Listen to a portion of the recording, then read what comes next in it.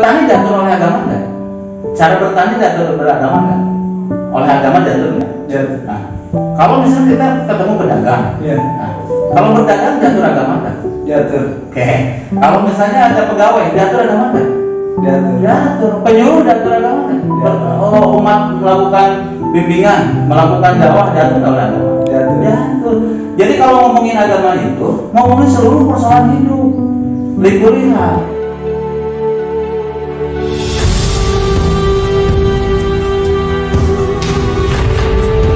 Assalamualaikum warahmatullahi wabarakatuh. Kembali lagi dengan saya Haji Muhaji di channelnya YouTube Mbak Enda Pribadi. Mudah-mudahan pagi ini kita senantiasa selalu ada dalam lindungan Allah Subhanahu Wa Taala. Amin ya rabbal alamin. Ini saya sedang berbincang-bincang dengan penyuluh agama, ahli media sebagai pembina juga, kaitan dengan penyuluh agama Islam. Begini, Pak, ketika saya melakukan kunjungan baik itu ke tokoh agama, tokoh masyarakat, tokoh pemuda, majelis taklim dan sebagainya, banyak dari mereka itu yang bertanya tentang penyuluh agama Islam. Jadi apa sih penyuluh agama Islam itu? Oke, terima kasih. Saya ingin menyapa dulu para penyuluh ya se-Indonesia. Ya, amin. Assalamualaikum warahmatullahi wabarakatuh. Waalaikumsalam. Sahabat semua ada dalam lindungan dan bimbingan Allah Subhanahu Wa Taala. Terima kasih. Ini obrolan kita ini masih mengarah ke sekitar penyuluh agama. Nah, ada pertanyaan yang menarik. Temuan di masyarakat katanya, Ya. orang bertanya semarang dan istilah penyuluh agama ya, khususnya penyuluh agama Islam. Ya. Memang penyuluh agama Islam ini sebenarnya baru booming tersosialisasikan akhir-akhir ini, ketika memang sudah semakin maraknya media sosial. Ya. Tapi sesungguhnya sejak tahun 1979 di Menkowas Bangpan itu juga sudah disebut sesungguhnya penyuluh agama Islam ini. Nah, jadi nomenklatur penyuluh agama Islam itu bisa diartikan dari sisi formal maupun dari sisi tidak formal. Nah, dari sisi formal, penyuluh agama Islam itu adalah mereka pegawai honorer yang non PNS ya. Nah, tapi kita tidak membedakan PNS dan non PNS.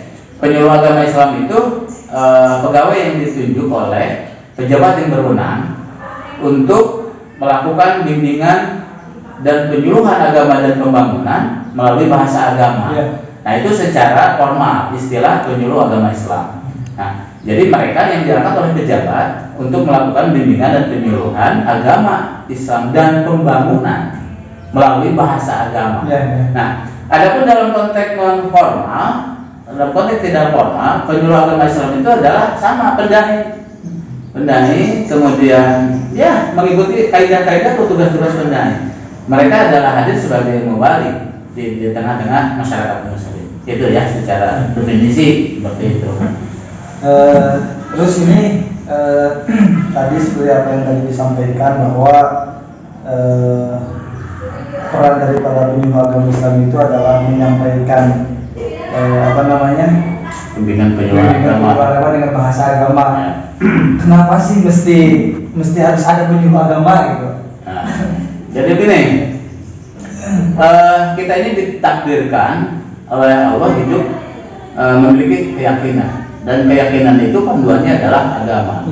Nah, di Indonesia keyakinan ini menjadi penting. Oleh karena itu Indonesia negara yang religius, negara yang didasarkan pada agama. Terbukti kaidah-kaidah atau sila-sila dalam Pancasila, core yang menjadi Pancasila itu adalah ketuhanan yang Maha Esa. Ini menunjukkan bahwa ini masyarakat Indonesia itu masyarakat beragama. Nah, konteks beragama ini juga diatur dalam regulasi. Undang-Undang Dasar 45 mengatur juga untuk itu. Kemudian undang-undang lainnya.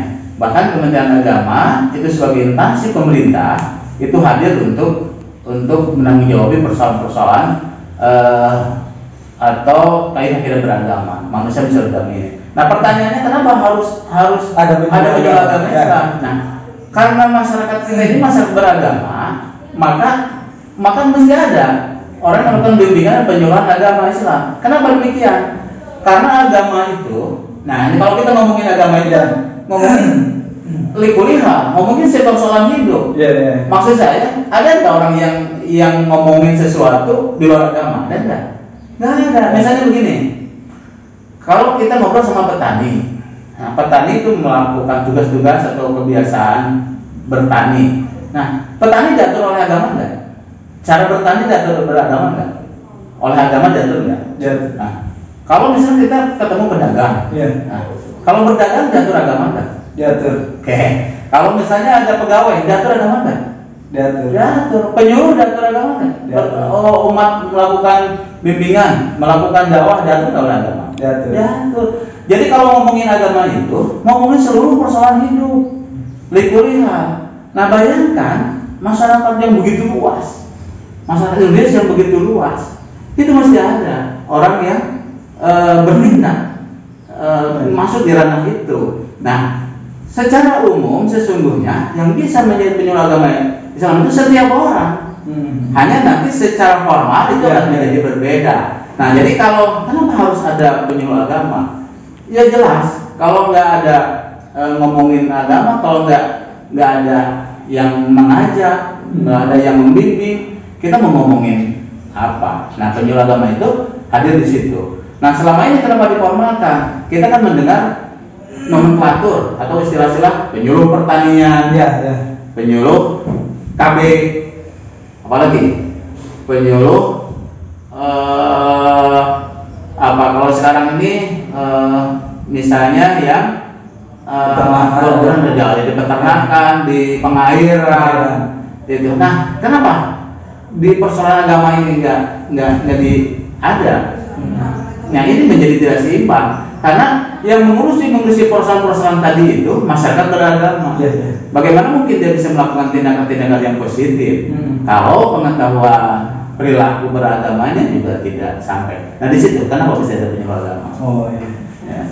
Terus kan seperti yang barusan Bapak bilang kan, sektornya penyuluh pertanian, industri pertanian, penyuluh peternakan, industri peternakan. Nah, ini objek yang menjadi objek penyuluh agama Islam itu apa sih, Pak? Nah, untuk kalau di masyarakat Muslim, objek dakwah itu disebut mad'u ya, masyarakat dakwah objeknya.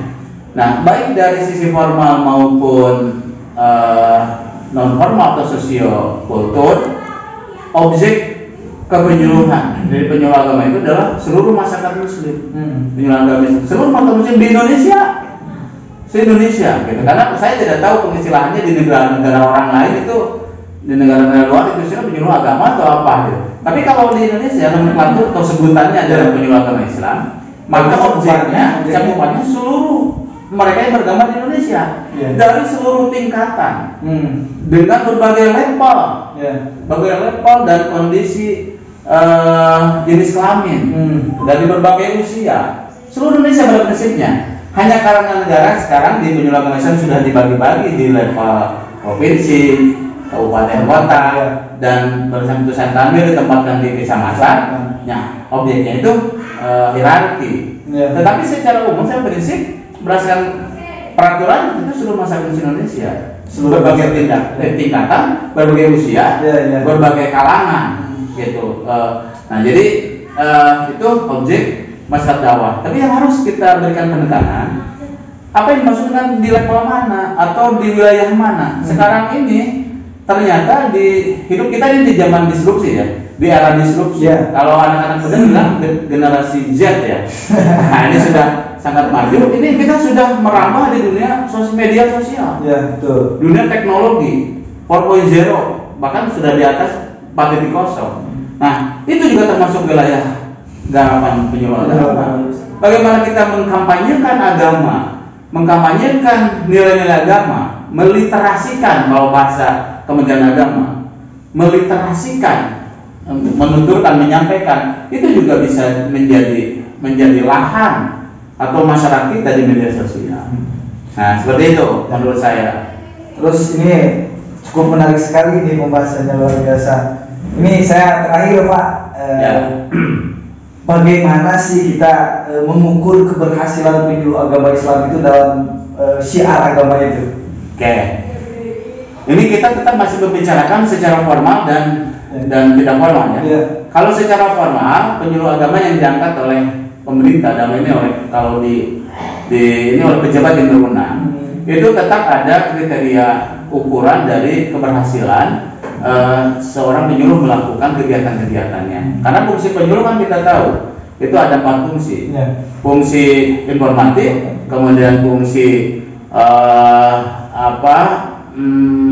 edukatif, memberikan bimbingan, kemudian fungsi advokatif, itu membimbing masyarakat, memberikan bantuan-bantuan, pemahaman, bantuan hukum dan lain-lain, dan terakhir fungsi administratif. Nah, penilaiannya hierarki. Dari tadi secara, kan penyuluh itu kan nanti gini ya, ini pekerjaan yang membuat perencanaan sendiri, melaksanakan sendiri, mengukur dan mengevaluasi sendiri, lalu memberikan pelaporan. Nanti juga penerimaan dari atasan. Nah, kalau mereka ini sesuai dengan instrumen yang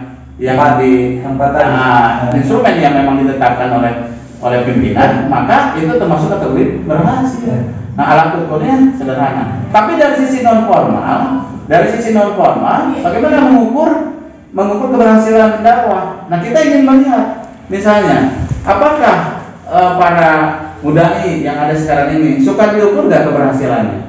Ya, misalnya begini, saya ambil contoh ini sekaligus challenge ya, tantangan buat penyuluh agama nanti. Saya challenge begini, misalnya di tempat Anda jadi penyuluh agama nih, misalnya, apakah anak-anak usia SD, SMP sampai SMA usianya dari sisi usia, mereka sudah bisa baca Al-Quran? Yang bisa baca apakah sudah bisa dengan tajwidnya dan lain-lain? Nah, kemudian apakah sudah bisa mensiarkan yang lain? Pertanyaannya, siapa yang membuat mereka bisa? Kalau bicara dari sisi marifat, dari sisi hakikat, ya Masya Allah. Nah, dari sisi peran-peran formal kemanusiaan, berarti ada keterlibatan. Ada. Apakah anak-anak yang bisa baca Quran itu hasil dari bimbingan penyuluh agama? Nah, atau misalnya, apakah ini mah dari kiai setempat, Pak? Apakah yang juga kiai setempat berkontribusi memberikan perkembangan terhadap religius, tingkat religiusitas seseorang? Apakah memang pure faktor hidayah dan faktor lingkungan yang mereka dalami, faktor pengalaman yang mereka dalami? Oleh karena itu, maka dari sisi keberhasilan, kan tingkat religiusitas itu kan diukur oleh indikator-indikator. Nanti next berikutnya saya ubah sedikit indikator religiusitas.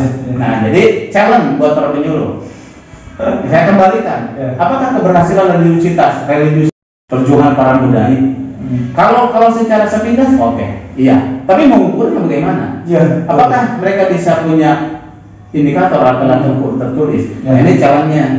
Biar nanti orang enak. Oh, ini dapat kami nih. Nah, kira-kira seperti itu. Tapi next lah ke depan, kepanjangan ini. Insya Allah nanti di YouTube berikutnya ya, di podcast berikutnya. Baik, terima kasih Pak Er. Ini cukup lumayan luar biasa ini pembahasannya seputar kaitan dengan penyuluh agama Islam.